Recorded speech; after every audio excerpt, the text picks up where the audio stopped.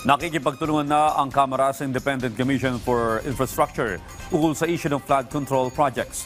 Samantala, kinumpirma ng MMDA na may nakala nitong mahigit sa 2.5 billion pesos para sa flood control sa susunod na taon.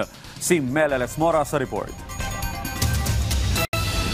Inalis man ang pondo ng DPWH para sa flood control projects sa ilalim ng proposed 2026 national budget. Kinumpirma naman ng MMDA na may hiwalay silang alokasyon para rito na maaaring magamit sa Metro Manila. Sa pagpapatuloy ng budget plenary deliberations ng Kamara, ibinahagi ng MMDA na sa 5.8 billion pesos na panukalang pondo nila para sa susunod na taon, higit 2.5 billion pesos dito ay nakalaan para sa flood control projects. Ayon kay House Committee on Appropriations Vice Chair Monique Lagdameo na siyang budget sponsor ng ahensya, gagamitin ito para sa pagsaayos at maintenance ng pumping stations at drainage system sa iba't ibang panig ng rehiyon.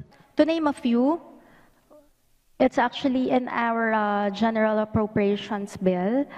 It's improvement of drainage system along barangays in different cities in Metro Manila, along Barangay 90 and vicinity in Tondo.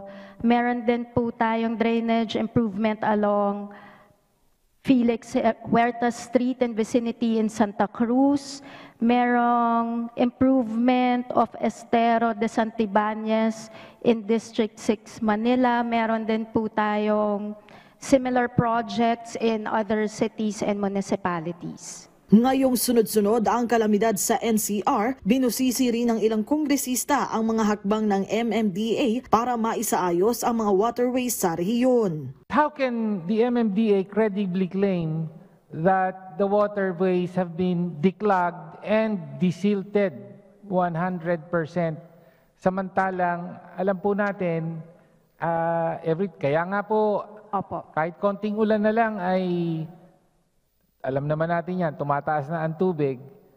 One major factor there is that the waterways are clogged and still heavily silted.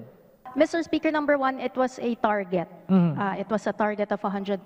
Secondly, sa araw-araw po, syempre po yung basura po, bumabalik po yan dyan sa ating waterways, which is why it is a continuous cleanup ang ginagawa po and monitoring. Sa ngayon, nakikipagtulungan na rin ang liderato ng Kamara sa Independent Commission for Infrastructure sa kanilang investigasyon sa umano'y maanumalyang flood control projects sa bansa. Formal nang ibinigay ni House Speaker Faustino Boje D. III sa mga opisyal ng ICI ang mga dokumento at ebidensyang nakalap ng House Infrastructure Committee ukol sa issue.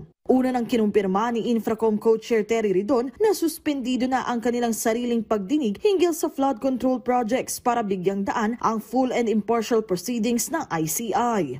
Git naman ni House Committee on Public Order and Safety Chair Rolando Valeriano, dapat ay matiyak na mapanagot ang mga dawit sa issue.